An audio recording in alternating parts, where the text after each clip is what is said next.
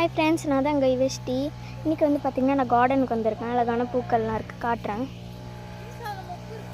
பாருங்கள். அப்புறம் இங்கே ஒரு வித்தியாசமான இந்த செடியெலாம் இருக்குது. ஓகே, அப்புறம் இங்கே ஏதோ வாழை மரம் மாதிரி இருந்துச்சு. இது என்ன வாழை மரம்? ஏதோ ஒன்று விடு.